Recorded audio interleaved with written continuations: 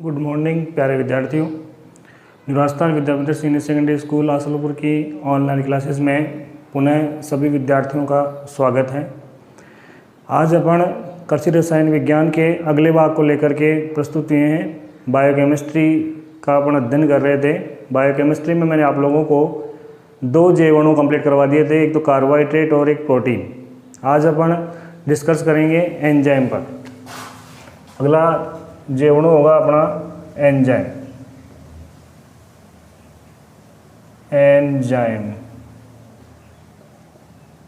आज अपन डिस्कस करेंगे किसको? एंजाइम को डिस्कस करेंगे। देखिए, एंजाइम की अपन बात करें तो एंजाइम क्या है? तो एंजाइम को सर्वप्रथम किससे प्राप्त किया गया था? खमीर से। खमीर को इंग्लिश में बोलते हैं हिस्ट।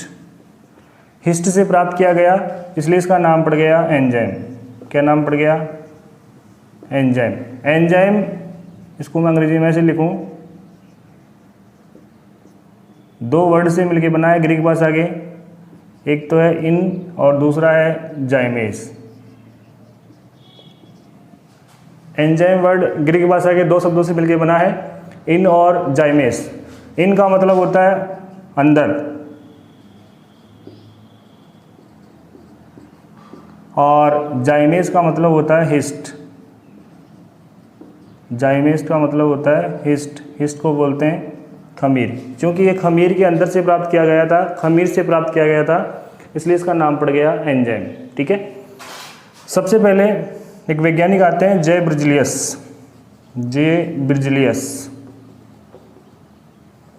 जे ब्रिजलियस ने सर्वप्रथम कौन से एंजाइम की खोज करी थी?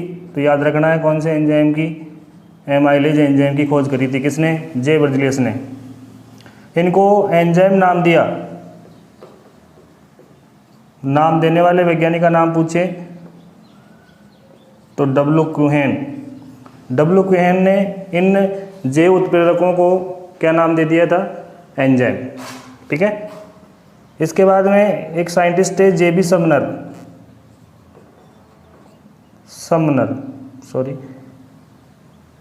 जेबी समनर 1926। इन्होंने एंजाइम का प्रयोगशाला में क्रिस्टलीकरण किया था। उस एंजाइम का नाम है यूरिएज एंजाइम। कौन से एंजाइम का? यूरिएज एंजाइम का क्रिस्टलीकरण किया था। एंजाइम का क्या किया था? क्रिस्टलीकरण किया। और ये बताया कि एंजाइम जो होते हैं वो प्रोटीन के अणु होते हैं।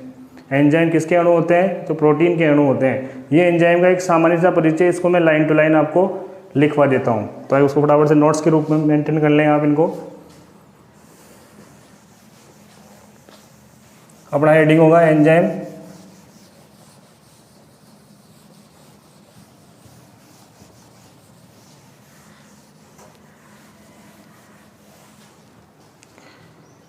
सबसे पहले बात करेंगे एंजाइम की परिभाषा की। एंजाइम पढ़ रहे हैं अपन।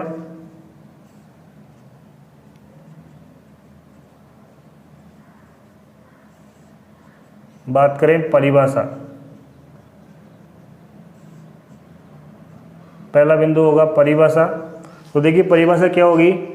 एंजाइम प्राकृतिक रूप से सरल या संयुक्त प्रोटीन होते हैं जो कि जैव रासायनिक क्रियाओं में विशिष्ट उत्प्रेरक का कार्य करते हैं। विशिष्ट उत्प्रेरक का कार्य करते हैं अर्थात अभिक्रियाओं के वेग को क्या करते हैं? बढ़ाते हैं। ठीक है। या अथवा मैं ये कहूँ कि एंजाइम जटिल कार्बनिक यौगिक होते हैं जो कि स्वयं में परिवर्तन के बिना जीवों के शरीर में होने वाली जैविक क्रियाओं को उत्प्रेरित करते हैं। तो एंजाइम की परिभाषा क्या हो जाएगी कि एंजाइम प्राकृतिक सरल या संयुक्त प्रोटीन होते हैं। सरल या संयुक्त प्रोटीन होते हैं जो कि जैव रासायनिक अभिक्रियाओं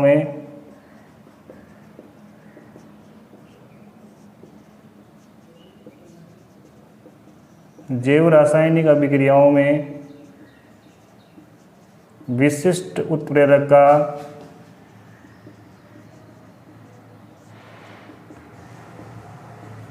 कार्य करते हैं, विशिष्ट उत्प्रेरक का कार्य करते हैं। महत्वपूर्ण बात ये कि क्या होते हैं एंजाइम, तो प्रोटीन होते हैं और किसकी तरह काम करते हैं, तो उत्प्रेरक की तरह काम करते हैं एंजाइम।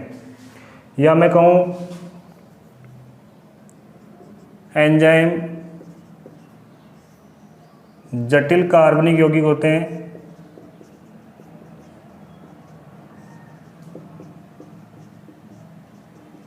जटिल कार्बनिक यौगिक होते हैं जो कि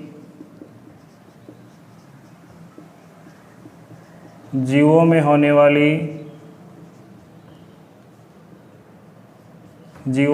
वाली विशिष्ट जैविक क्रियाओं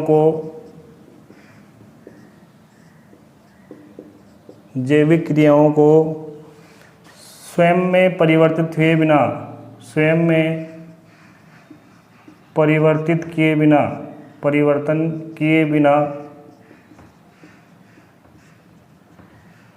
उत्प्रेरित करते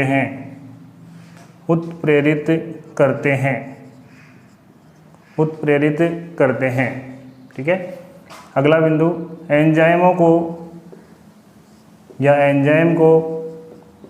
जैव उत्प्रेरक, याद रखना है आपको, जैव उत्प्रेरक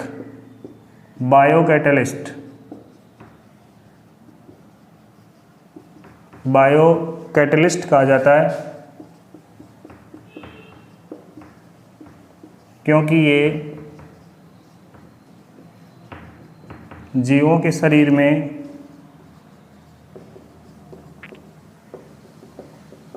होने वाली विभिन्न जैविक क्रियाओं को उत्प्रेरित करते हैं,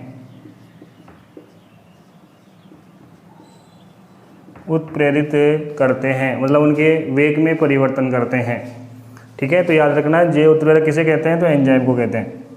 अगला बिंदु, सर्वप्रथम एंजाइम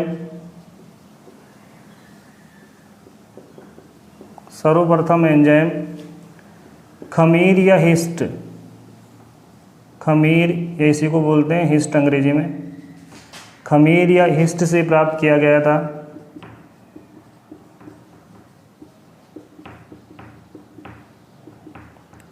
था, इसलिए इसे एंजाइम नाम दिया गया। इसलिए इसे क्या नाम दे दिया गया, एंजाइम नाम दिया गया, क्योंकि ग्रीक भाषा में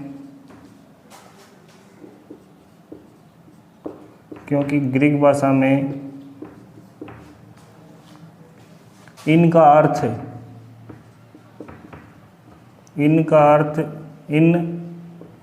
इन मानी अंदर तथा जाइमेस का अर्थ खमीर या हिस्ट होता है।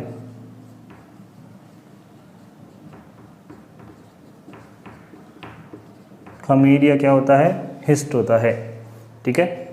अगले बिंदु की बात करें तो अधिकांशतः एंजाइम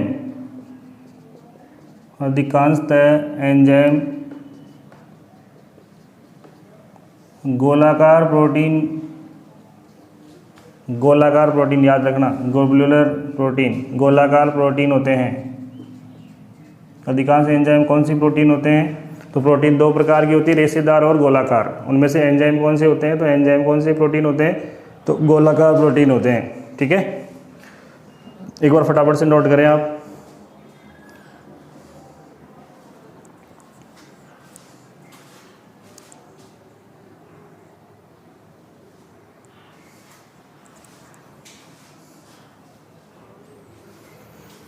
आगे कुछ बिंदुओं की बात करता हूं मैं एंजाइम से जुड़े हुए।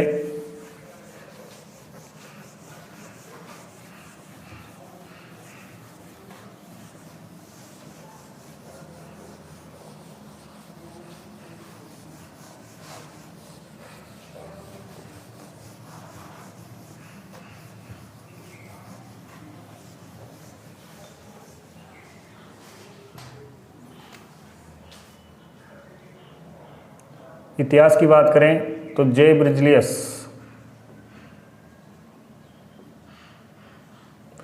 ब्रिजलियस ने सर्वप्रथम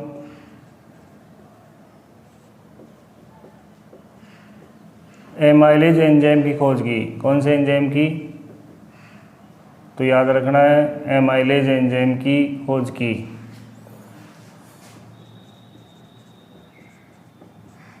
एमाइलेज एंजाइम की खोज की किसने? जे ब्रिजलियस ने। इन जैव उत्प्रेरकों को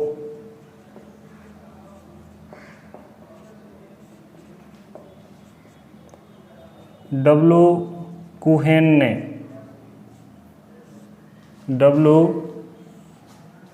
ने एंजाइम नाम दिया। तो एंजाइम नाम देने वाले वैज्ञानिक का नाम पूछे तो क्या बताना है? कुहेन बताना है, डब्ल्यू कुहेन। सन 1926 में जे.बी. समनर, वैज्ञानिक का नाम था जे.बी. समनर ने प्रयोगशाला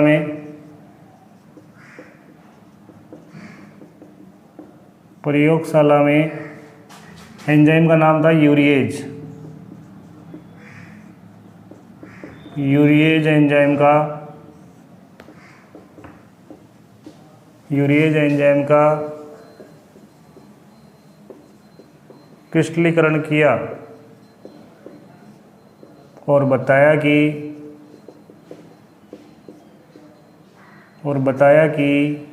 एंजाइम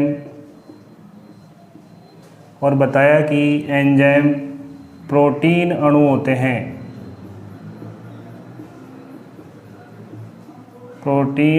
हैं। ये बात किसने बताई थी? तो जे.बी. समनर ने। तो देखिए सबसे पहला एंजाइम किसने खोजा? तो जे ब्रिजलियस ने। कौन सा एंजाइम था वो? एमाइलेज एंजाइम था।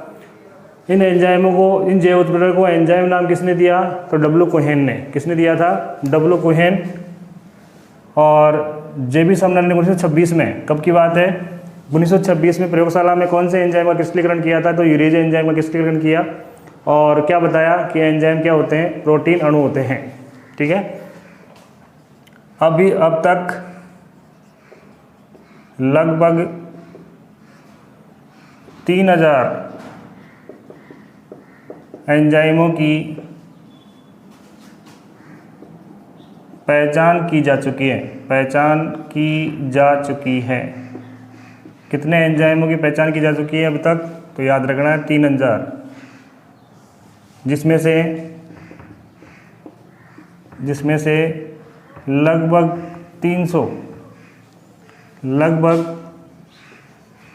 300 एंजाइमों का व्यापारिक उत्पादन किया जा चुका है।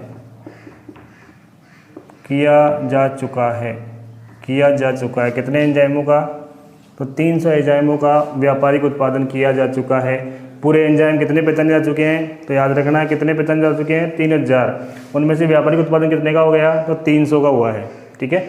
तो ये था एंजाइम का एक सामान्य सा परिचय। एंजाइम क्या है, किसने एंजाइम को खोजा, किसने एंजाइम नाम दिया, और विशेष बातें अपन ने एंजाइम के परिप्रेक्ष्य में देखी है।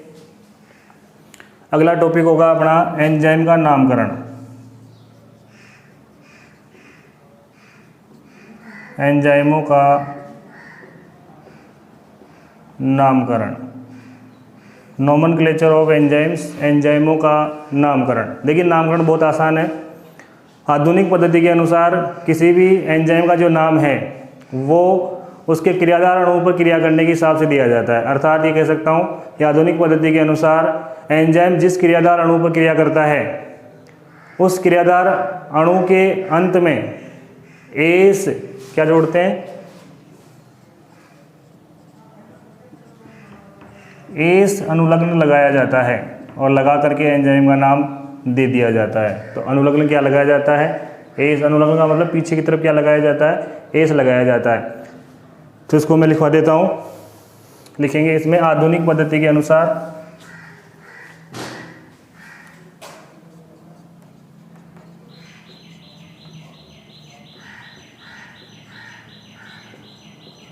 आधुनिक पद्धति के अनुसार एंजाइम जिस क्रियाधार अणु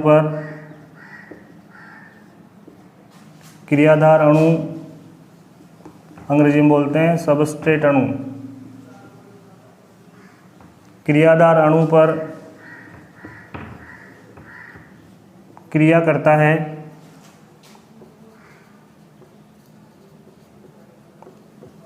उस क्रियाधार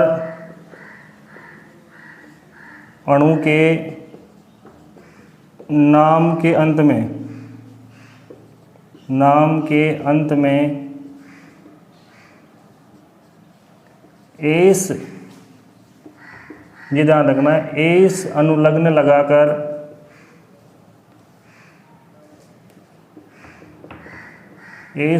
लगाकर एंजाइम का नामकरण किया जाता है। एंजाइम का नामकरण किया जाता है। आधुनिक पद्धति के अनुसार एंजाइम जिस क्रियाधार अणु पर, जिस सबस्ट्रेट पर क्रिया करता है, उस क्रियाधार अणु के नाम के अंत में क्या जोड़ करके, एस जोड़ करके एंजाइम का नामकरण किया जाता है। जैसे उदाहरण लूँ मैं,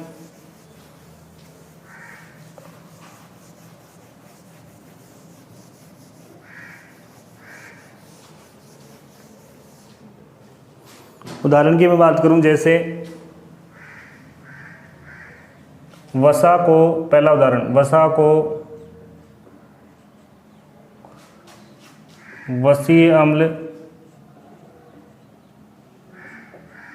तथा गिल्सरोल, इसको गिल्सरीन भी कहते हैं, गिल्सरोल में तोड़ने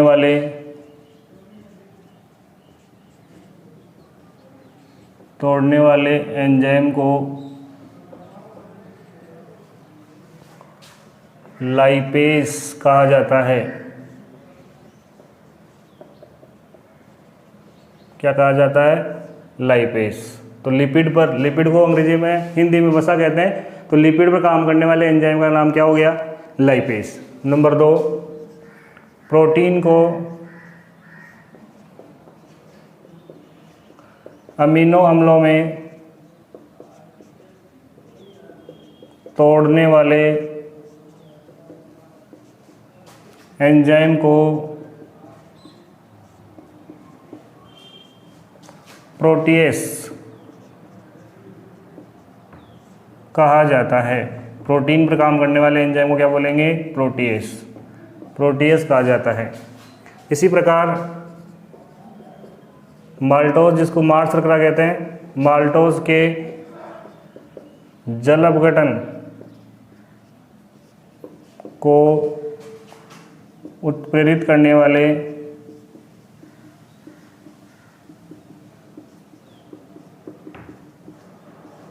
एंजाइम को माल्टेस कहा जाता है। माल्टेस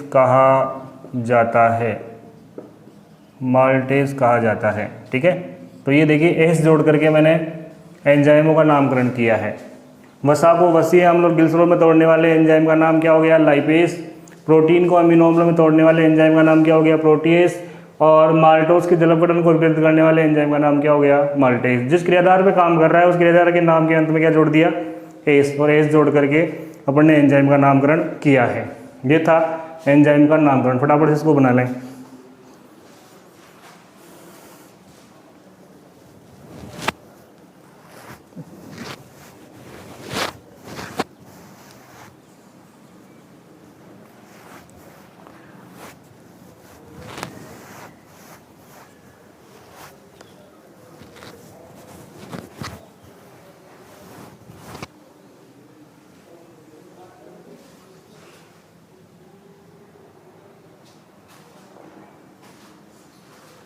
बढ़ गया होगा सबसे। अगला टॉपिक है एंजाइमों का वर्गीकरण।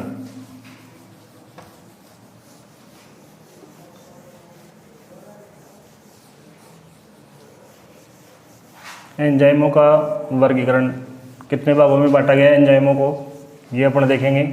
कौन कौन से भाग हैं, कौन सा एंजाइम कौन सी क्रियाओं पर काम करता है, वो अपन डिस्कस करेंगे। तो हेडिंग डालें एंजाइमों का वर्गीकरण। एंजाइमों का वर्गीकरण, वर्गीकरण की अपन बात करें तो अंतर्राष्ट्रीय एंजाइम आयोग ने, याद रखना है, अंतर्राष्ट्रीय एंजाइम आयोग ने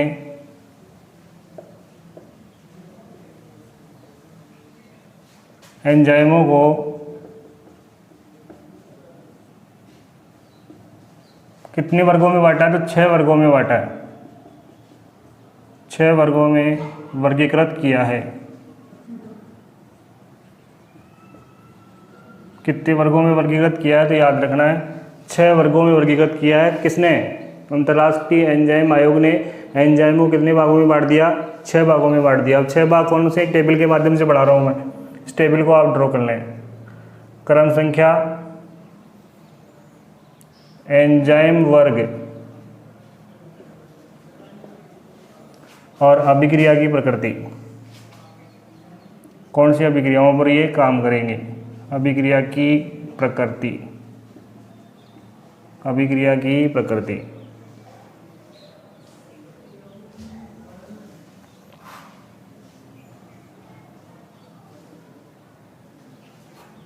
देखिए 6 वर्ग में पहला वर्ग है ऑक्सीडो रिडक्टेसेस। सबसे पहला वर्ग है ऑक्सीडो रिडक्टेस। ये जो है आप शब्द में तो चल रहा है, ऑक्सीडो का मतलब ऑक्सीकरण और रिडक्टेस का मतलब अपचयन। ये जैविक जीवों के शरीर में होने वाली ऑक्सीकरण और अपचयन अभिक्रियाओं को उत्प्रेरित करते हैं। जीवों के शरीर में होने वाली ऑक्सीकरण और अपचयन अभिक्रियाओं को उत्प्रेरित करते हैं। तो अपन शॉर्ट में लिख देंगे जैविक ऑक्सीकरण एवं अपचयन। जैविक ऑक्सीकरण एवं अपचयन जो अभिक्रियाएं होती हैं उनमें कौन से एंजाइम भाग लेते हैं? तो आपको बताना है ऑक्सीडो रिडक्टेस एंजाइम भाग लेते हैं। नंबर 2, दूसरा है ट्रांसफेरेसेस। ट्रांसफेरेसेस शब्द में ट्रांसफर का मतलब होता है स्थानांतरण। तो स्थानांतरण 2 पदार्थों के बीच में किसी समूह को क्या कर दें? आदान प्रदान कर दें। तो वो कौन से एंजाइम होंगे? ट्रांसफेरेसेस होंगे। मतलब 2 पदार्थों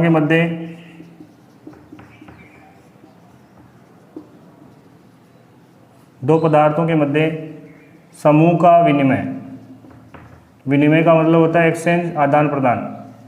जैसे मैं लिखूं A+B और अपन ने अभिक्रिया करवाई C+D से, तो A के साथ C निकल जाएगा और B के साथ D निकल जाएगा। तो क्या बनेगा? AC+BD। तो आप देख रहे हैं 2 पदार्थों के बीच में समूह का क्या हो रहा है? आदान प्रदान हो रहा है। इस वाला समूह इसके साथ और इस वाला समूह इसके साथ निकल रहा है। तीसरा वर्गीकरण इसका, तीसरा प्रकार है हाइड्रोलेजेज। तीसरा प्रकार हाइड्रोलिसिस।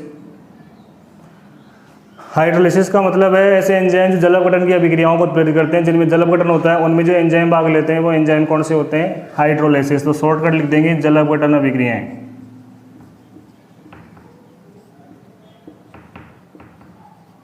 जल अपघटन अभिक्रिया में जो भाग लेंगे, जैसे AB की क्रिया करवाई मैंने जल से, तो A के साथ इसका OH निकल जाएगा और B के साथ इसका H निकल जाएगा। तो क्या बन गया? BH। तो जल अपघटन वाली अभिक्रियाओं में कौन से एंजाइम भाग लेते हैं? तो हाइड्रोलिसिस एंजाइम भाग लेते हैं। नंबर 4 नंबर पे आ जाएगा लाइसेस। लाइसेस एंजाइम, ये एंजाइम क्या होते हैं? जल अपघटन के अलावा जितनी भी अभिक्रियाएं होती हैं उनमें जो पदार्थ में समूह का आदान प्रदान होगा वो कौन करेगा? तो लाइसेस करेगा, जल अपघटन के अलावा। तो इसमें लिखेंगे आप जल अपघटन के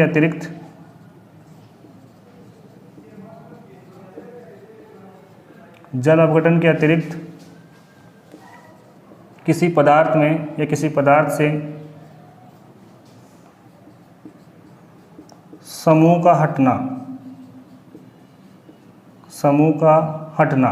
जैसे मैंने कहा AB और AB में से A अलग हो गया और प्लस क्या हो गया, B अलग हो गया। जल अपघटन नहीं होना चाहिए, तो ऐसे एंजाइम भाग लेंगे लाइसेस प्रकार के। नंबर 5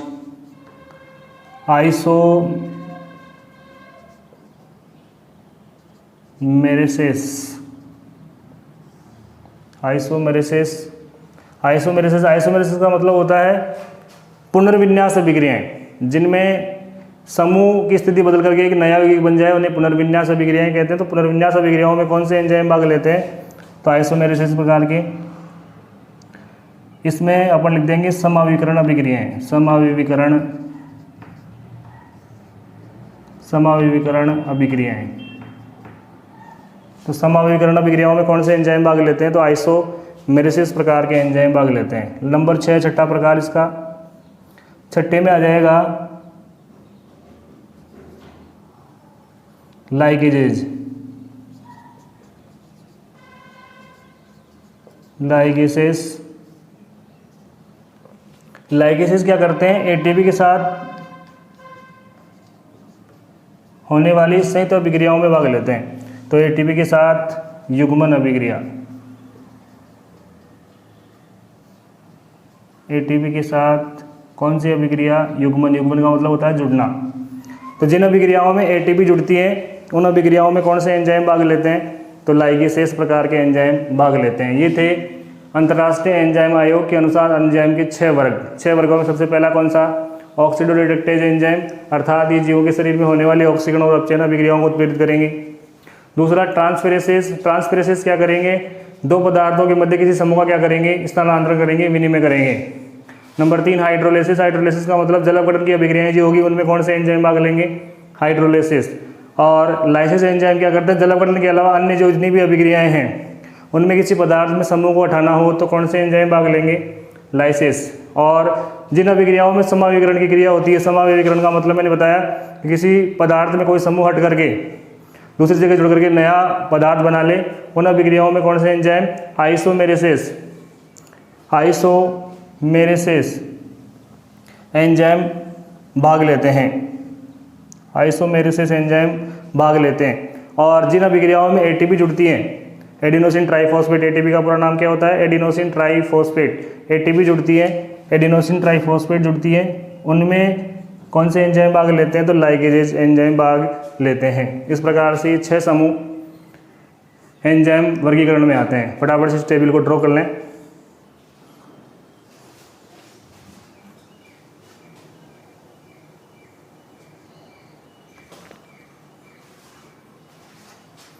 बना लिएगा आप लोगों ने। 6 प्रकार के एंजाइम समूह होते हैं जो मैंने बना दिए टेबल के माध्यम से, बिल्कुल संक्षिप्त रूप से आपको समझाया है आपके सिलेबस के अकॉर्डिंग। अगला टॉपिक होगा एंजाइम के गुणधर्म। एंजाइम में कौन कौन से गुण पाए जाते हैं उनको अपन डिस्कस करेंगे। एंजाइम के गुणधर्म अगला टॉपिक।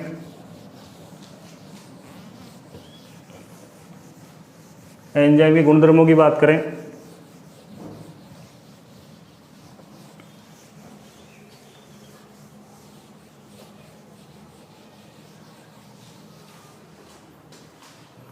गुणधर्मों में हेडिंग डालेंगे आप एंजाइम के गुणधर्म, एंजाइम के गुणधर्म। गुणधर्मों को देखें तो सबसे पहला गुणधर्म है एंजाइम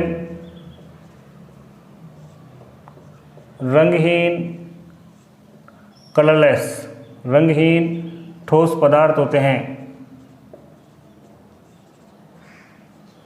ठोस पदार्थ हैं जो कि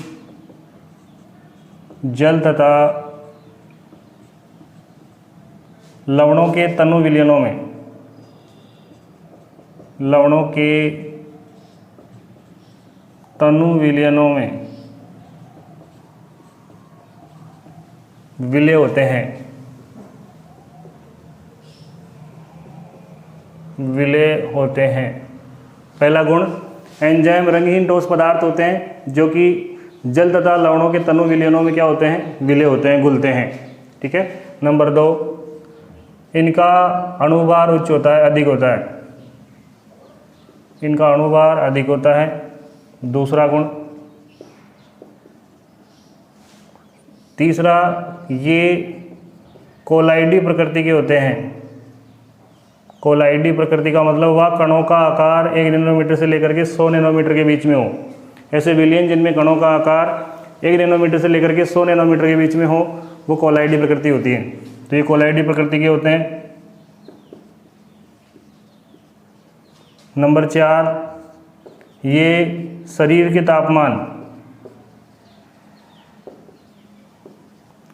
तापमान बॉडी टेम्परेचर कितना होता है? 310 केल्विन तथा सामान्य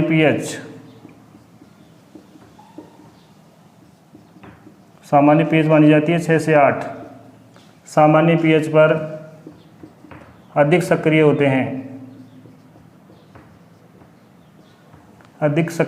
हैं, सामान्य पीएच पर अधिक सक्रिय होते हैं, बॉडी टेम्परेचर पर अधिक और सामान्य पीएच पर भी क्या होते हैं? अधिक सक्रिय होते हैं। नंबर 5, ये अति विशिष्ट होते हैं। याद रखना है, ये सवाल भी आता है कि एंजाइम अति विशिष्ट प्रकृति के होते हैं, क्यों? अति विशिष्ट प्रकृति के होते हैं, इसका मतलब क्या है? इसका मतलब ये है कि एक एंजाइम जो होगा वो केवल एक ही प्रकार की अभिक्रिया को उत्प्रेरित करेगा। एक एंजाइम सभी अभिक्रियाओं को उत्प्रेरित नहीं करता है। इसी को क्या बोलते हैं? अति विशिष्ट प्रकृति।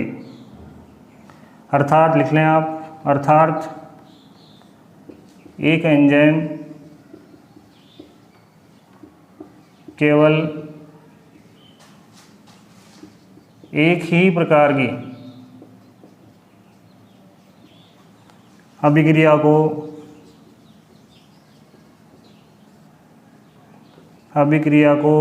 उत्प्रेरित करता है। जैसे उदाहरण लूँ मैं, एमाइलेज एंजाइम केवल स्टार्च के जल अपघटन की अभिक्रिया को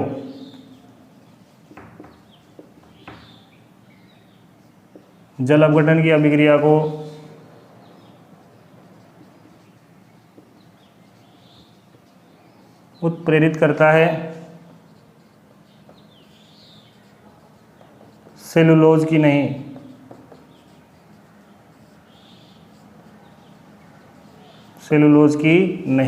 मतलब ये एंजाइम केवल स्टार्च का जल अपघटन होगा, उसी अभिक्रिया में भाग लेगा, सेलुलोज के जल अपघटन वाली अभिक्रिया में भाग नहीं लेगा। ठीक है, तो ये था नंबर 5। फटाफट से ड्रॉ करें।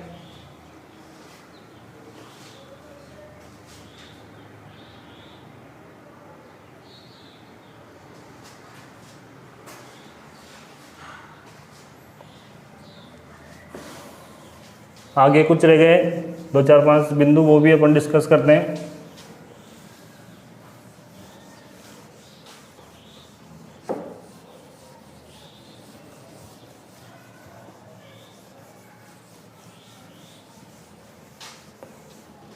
छठा बिंदु हो जाएगा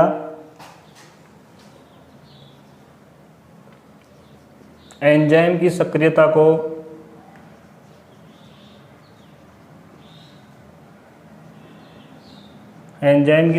को कुछ कार्बनिक तथा अकार्बनिक पदार्थों द्वारा नियंत्रित या कम किया जा सकता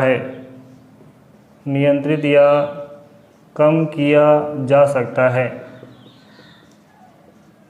कहने का तात्पर्य यह है कि कुछ कार्बनिक और अकार्बनिक पदार्थों का उपयोग करके अपन एंजाइम की सक्रियता को, क्रियाशीलता को नियंत्रित कर सकते हैं या क्या कर सकते हैं? कम कर सकते हैं। नंबर 7, किसी भी अभिक्रिया को उत्प्रेरित करने के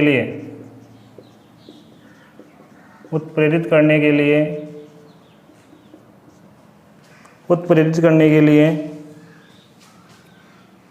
एंजाइम की बहुत कम मात्रा,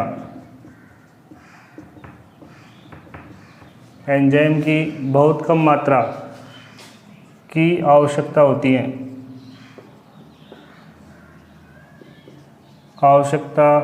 है, क्योंकि एंजाइम अभिक्रिया के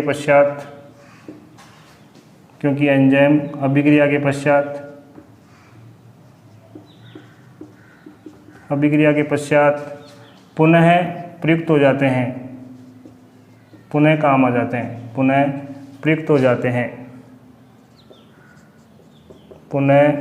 जाते हैं। नंबर 8, एंजाइम की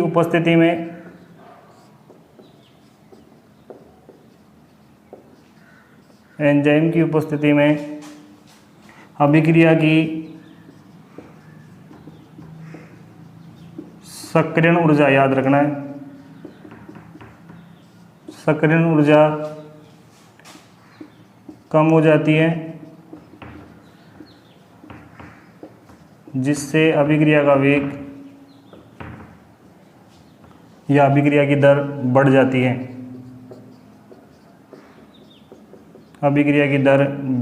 है, सक्रियण ऊर्जा का मतलब क्या है? वह न्यूनतम ऊर्जा जो किसी अभिकारक अणु को उत्पाद में बदलने के लिए आवश्यक होती है, क्या कहलाती है?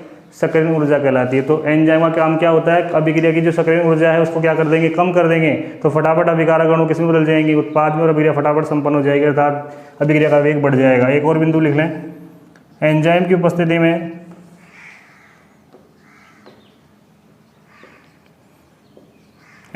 उपस्थिति में अभिक्रिया की दर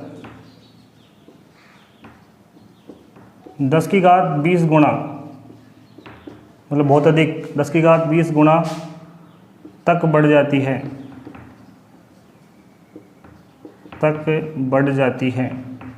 10 की घात 20 गुणा तक बढ़ जाती है। ये कुछ महत्वपूर्ण बिंदु एंजाइम के गुणों के अंतर्गत अपन ने लिखे हैं, फटाफट से इसको नोट करें।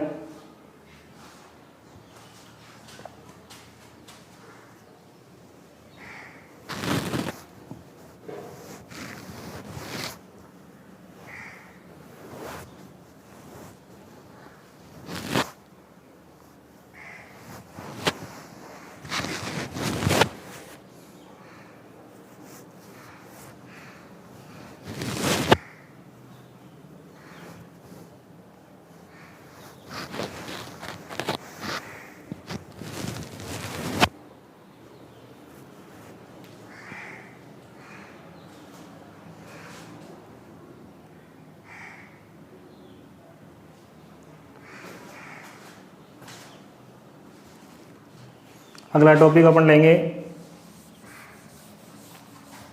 एंजाइम क्रिया की क्रियाविधि। ये भी मोस्ट टॉपिक है।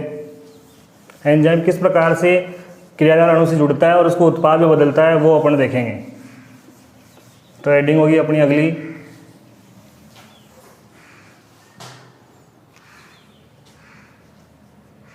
एंजाइम क्रिया की क्रियाविधि।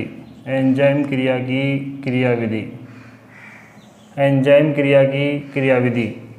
देखिए, एंजाइम किस प्रकार से अभिकारक अणु से जुड़ता है और उसको किस प्रकार से उत्पाद में बदलता है, ये अपन किस में अध्ययन करते हैं? तो एंजाइम की क्रिया की क्रियाविधि में करेंगे। सबसे पहला बिंदु महत्वपूर्ण है, किसने दी ये क्रियाविधि? तो लिखेंगे एंजाइम क्रिया की क्रियाविधि, एंजाइम क्रिया की क्रियाविधि सन 1913 में माइकलस तथा मेंटन ने दी थी, या दी। किसने दी थी? तो माइकल और मेंटन ने दी थी। कब दी थी? 1913 में दी थी। ठीक है। देखिए, एंजाइम क्या काम करता है? एंजाइम जैव रासायनिक अभिक्रिया के मार्ग को, जैव रासायनिक अभिक्रिया के मार्ग को परिवर्तित कर देता है, परिवर्तित कर देता है, जिससे कम सक्रियण ऊर्जा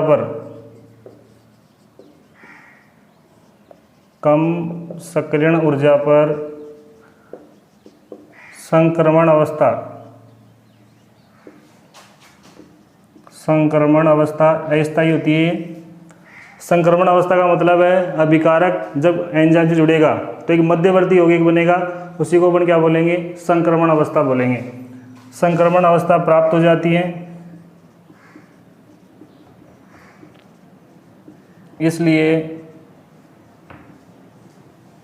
इसलिए अभिक्रिया का वेग बढ़ जाता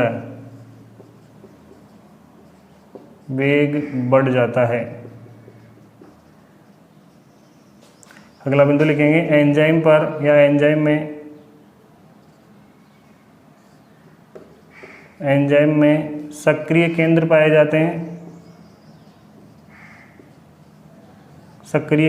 जाते हैं जिस पर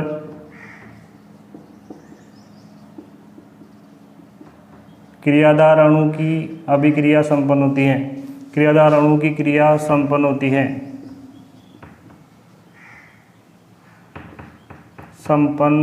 है।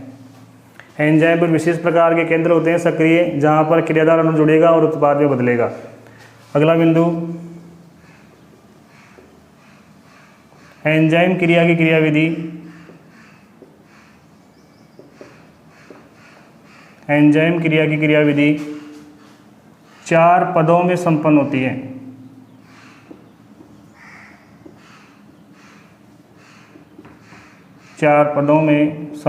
कितने पदों में? 4 पदों में। नंबर 1 पहला पद, 4 पदों में पहला पद होगा प्रथम पद। देखो प्रथम पद में क्या होगा? एंजाइम और क्रियाधार अणु आपस में जुड़ेंगे और एक अस्थायी संकुल बनाएंगे, एंजाइम क्रियाधार संकुल। इस पद में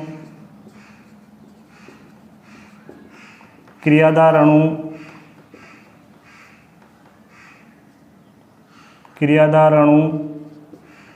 एंजाइम के सक्रिय केंद्र पर जुड़कर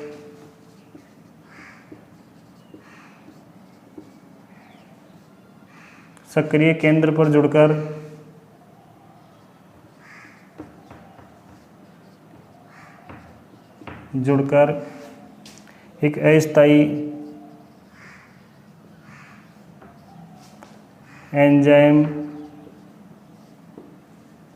क्रियाधार संकुल बनाता है।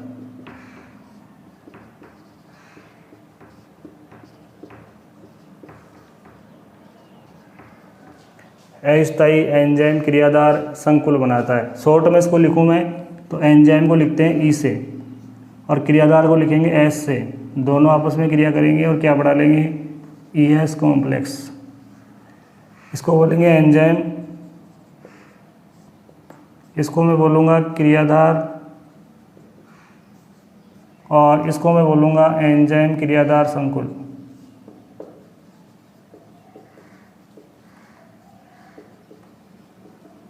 एंजाइम क्रियाधार संकुल, ये पहला पद है।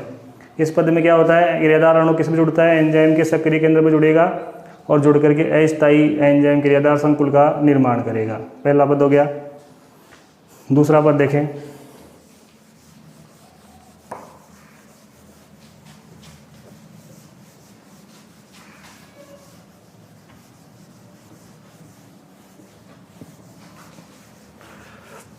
सेकंड पद देखें।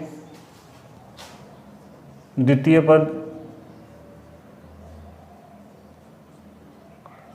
पद में क्या होगा? इस पद में ES कॉम्प्लेक्स EI कॉम्प्लेक्स में बदल जाता है। EI का मतलब मैं लिखूं पूरा नाम,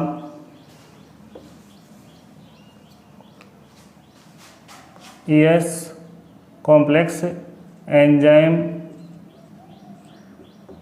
मध्यवर्ती संकुल में बदल जाता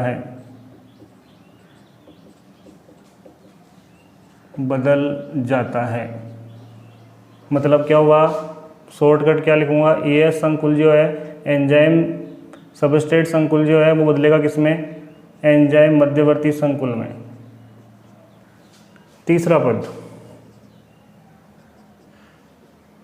तृतीय पद में क्या होगा, इसमें EI जो संकुल है वो बदल जाएगा एंजाइम उत्पाद संकुल में, एंजाइम उत्पाद संकुल में बदल जाता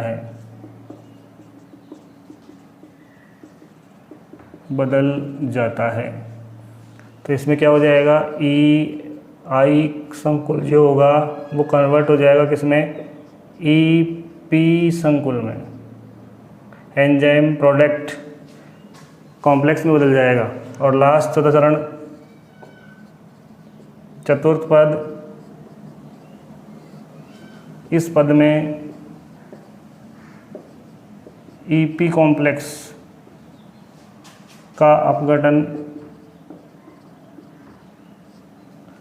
एंजाइम तथा उत्पाद में हो जाता है, एंजाइम तथा उत्पाद में हो जाता है,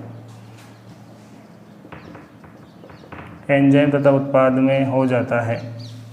तो इसमें बदल लोगे तो क्या आएगा, EP जो संकुल है वो बदलेगा E प्लस P में। E का मतलब तो एंजाइम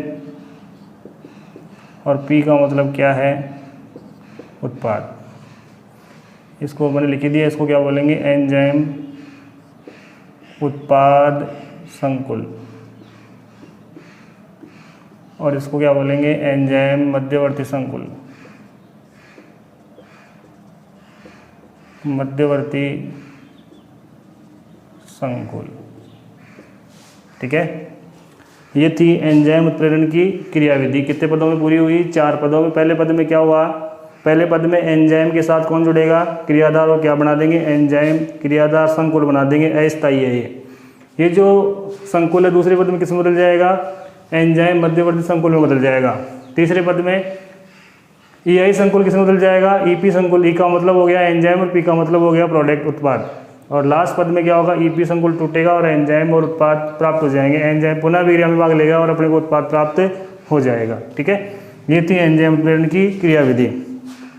बाकी का शेष जो है वो अपन नेक्स्ट वीडियो में डिस्कस करेंगे। Thank you.